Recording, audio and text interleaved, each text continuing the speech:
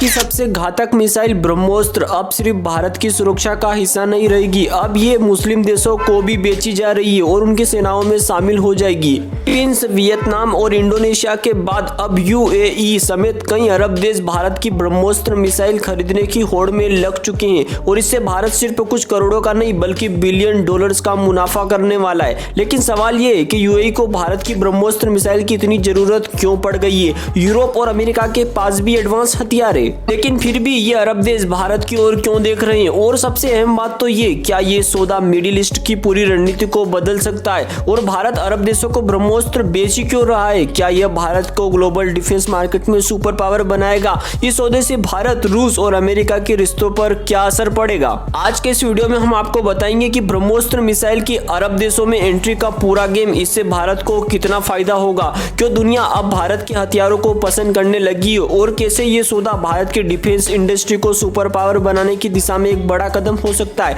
क्योंकि भारत ने कुछ साल पहले ही रसिया को भी ब्रह्मोस्त्र मिसाइल बेचने का एग्रीमेंट किया था। भारत की ब्रह्मोस्त्र मिसाइल आज दुनिया की सबसे तेज और खतरनाक क्रूज मिसाइल में गिनी जाती है। यह इतनी घातक है कि इसे टक्कर देना नामुमकिन माना जाता है। फिलीपींस इसे खरीद चुका है, वियतनाम के साथ डील हो चुकी है और इंडोनेशिया भी इसे लेने की तैयारी कर रहा है। लेकिन अब अरब देशों की निगाहें भी इस पर टिक गई है।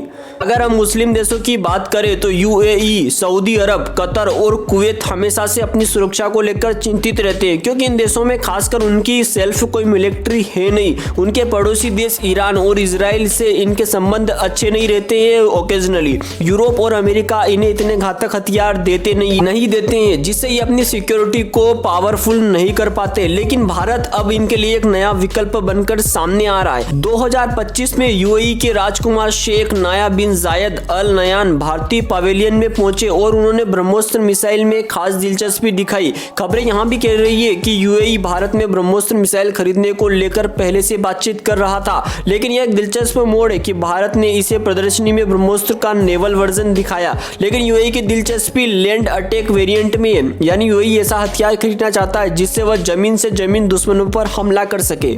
लेकिन यदि ग्राउंड लेवल की बात करें तो भारत को फिलहाल ब्रह्मोस्त्र मिसाइल के बहुत ही छोटे ऑर्डर मिल रहे हैं, जिनकी कीमत एटलीस्ट 200 से 500 मिलियन डॉलर तक है, यानी करीब 34,000 करोड़ रुपए। लेकिन अरब देश इसे बिलियन डॉलर के ऑर्डर में बदल सकते हैं, क्योंकि इनके पास पैसा बहुत ज्यादा रहता है और सुरक्षा की चिंता भी इनको ज्यादा है। और अगर ऐसी डील लगातार होती रहती है तो भारत और रूस मिलकर ब्रह्मोस्त्र मिसाइल बनाते हैं तो इससे जो भी पैसा आता है उसका बड़ा हिस्सा नई रिसर्च और डेवलपमेंट में जाएगा, यानी इस पैसे से भारत और भी घातक हथियार बना सकेगा। यही नहीं, भारत को एक मजबूत रक्षा शक्ति बनाने में मिशन में एक बड़ा कदम साबित होगा। अगर भारत अपने हथियारों का एक्सपोर्ट बढ़ाता है तो इसका मतलब सिर्फ पैसा कमाना नहीं बल्कि भारत को एक सैन्य सुपर पावर बनाना भी होगा। अभी भारत 45 बिलियन डॉलर के करीब एक्सपोर्ट कर रहा है, लेकिन यही टारगेट 202 अरब डॉलर तक पहुंचाने का है और यह तभी संभव है जब हम लगातार बड़े सौदे और बड़ी डील को साइन करें। तो दोस्तों, यह बड़ा सवाल उठता है कि क्या भारत इस मौके का पूरा फायदा उठा पाएगा?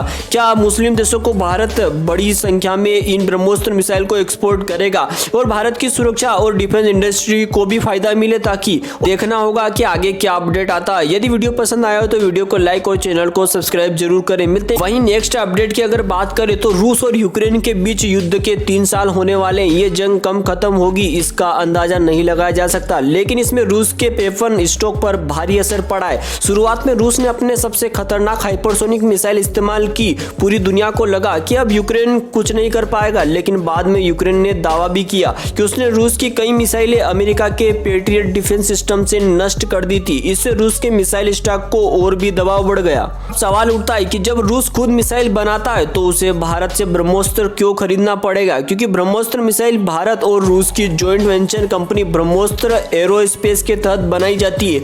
लेकिन ध्यान देने वाली बात तो यह है कि इस कंपनी ने 50% हिस्सा भारत का है, यानी भारत इसका मेजर कंट्रोल रखता है। अगर रूस को ब्रह्मोस्त्र खरीदनी हो तो उसे भारत से ऑर्डर देना होगा, न कि अपने दम पर इसे लेना। अब आपको एक और इंटरेस्टिंग बात बताते हैं कि भारत अब दुनिया में एक बड़े डिफेंस एक्सपोर्टर के रूप में उभर रहा है। सरकार का लक्ष्य 2025 तक 5 बिलियन डॉलर के हथियार बेचने का है। भारत पहले ही कई देशों में ब्रह्मोस्त्र की बेचने की योजना बना चुका है, जैसे कि हमने अभी आपको बताया था कि मुस्लिम देश इसमें काफी इंटरेस्ट दिखा रहे हैं। रूस की मिसाइल इंडस्ट्री पर पश्चिमी देशों के भारी रेस्ट्रिक्शन लगे हुए हैं, उन्हें जरूरी सामान नहीं मिल पा रहा है, जिससे उनके हथियार उत्पादन पर काफी असर पड़ा बढ़ाए। इसके अलावा रूस को अपनी तेजी से मिसाइल बनाना चाहिए ताकि वह अपनी सेना को और भी मजबूत कर सके। यही भारत का फायदा ये है कि भारत बड़ी मात्रा में ब्रह्मोस्त्र का प्रोडक्शन कर सकता है और रूस को तुरंत डिलीवरी दे जा सकती है। यह रूस के लिए भी फायदेमंद होगा क्योंकि उसे एक भरोसेमंद सप्लायर मिलेगा जो पश्चिमी प्रतिबंधों से प्रभावित नहीं होगा। फिलहाल युद्ध के दौरान भारत रूस को कोई भी मिसाइल नहीं देगा क्योंकि इससे भारत पर पश्चिमी देशों का दबाव बढ़ जाता है। लेकिन जब युद्ध खत्म होगा और रूस को अपनी सेना को दोबारा मजबूत करना होगा तब भी ब्रह्मोस मिसाइल का लेना देना हो पाएगा। हाल ही में ब्रह्मोस एरोस्पेस के सीईओ अतुल दिनकर ने भी यही संकेत दिया कि भविष्य में रूस भारत से ब्रह्मोस्त्र खरीद सकता है। यूक्रेन लेकिन जैसे ही ये खबर हेडलाइन बनती है कि भविष्य में भारत से ब्रह्मोस्त्र मिसाइल खरीद सकता है रशिया, तो यूक्रेन, अमेरिका और समेत वेस्टर्न देशों ने भारत पर प्रेशर बनाने की कोशिश करी। यूक्रेन के कई लोगों ने सोशल मीडिया पर कहा कि भारत रूस को मिसाइल बेचकर उनके देश पर हमला करवाना चाहता है, लेकिन हकीकत यही है कि भारत किसी भी देश के युद्ध में सीधे शामिल नहीं होना चाहता है। और इस पूरी चर्चा में एक बात तो साफ हो जाती है कि अगर रूस को भविष्य में अपनी सेना को मजबूत करना है तो ब्रह्मोस्त्र एक बेहतरीन ऑप्शन हो सकता है। यह डील भारत के लिए भी फायदेमंद होगी क्योंकि इससे भारत का डिफेंस एक्सपोर्ट और भी मजबूत होगा। अब सवाल आपसे ये है कि क्या आपको लगता है कि भारत को रूस को ब्रह्मोस्त्र बेचनी चाहिए? अपने विचार कमेंट सेक्शन में जरूर बताएं। वीडियो को लाइक और चैनल को सब्सक्राइब जरूर करें। ब्रह्मोस्त्र सुपरसोनिक मिसाइल मार्च 2022 में गलती से पाकिस्तान में गिर गई थी। उस वक्त पाकिस्तान की मिलिट्री में अफरा तफरी मच गई थी। उन्होंने दावा किया था कि भारत को इस पर जवाब देना चाहिए। तो इस बार जैसे ही राजस्थान में मिस फायर की खबर आई, पाकिस्तान को लगा कि कहीं फिर से वही घटना नहीं दोहराई गई। मिसाइल मिस फायर क्यों होते हैं? वैसे यह पहली बार नहीं हुआ है, मिसाइल्स कई देशों में मिस फायर होती रहती है। हाल ही में रूस यूक्रेन युद्ध के दौरान एक यूक्रेनी मिसाइल गलती से पोलैंड में गिर गई थी। वहीं जापान, चीन और ताइवान हर जगह कभी न कभी मिसाइल टेस्ट में गड़बड़ियां करते रहते हैं जिससे मिसाइल्स मिस फायर होती रहती है। अमेरिका की मिलिट्री ने भी कई बार अपने मिसाइल टारगेट्स में गलतियां करी है, लेकिन जब ब्रह्मोस मिसाइल पाकिस्तान के गांव में जाकर गिरी तो पाकिस्तान बहुत ही ज्यादा नर्वस हो गया था क्योंकि भारत के पास आज ब्रह्मोस्त्र, अग्नि, पृथ्वी, निर्भय जैसी घातक मिसाइलें हैं। हाल ही में भारत ने सुपरसोनिक मिसाइल्स और हाइपरसोनिक मिसाइल्स टेक्नोलॉजी पर जबरदस्त काम किया है और उनका सफलतापूर्वक टेस्ट भी किया है। भारतीय सेना अब सिर्फ डिफेंसिव नहीं बल्कि अटैकिंग मोड में अपनी तैयारियों को बढ़ा रही है। लेकिन पाकिस्तान को डर सिर्फ मिस फायर का नहीं है बल्कि भारत की बढ़ती तेजी, ताकत का है। और अब भारत की तरफ से कोई बड़ा उस टाइम पे आधिकारिक बयान आया भी नहीं था।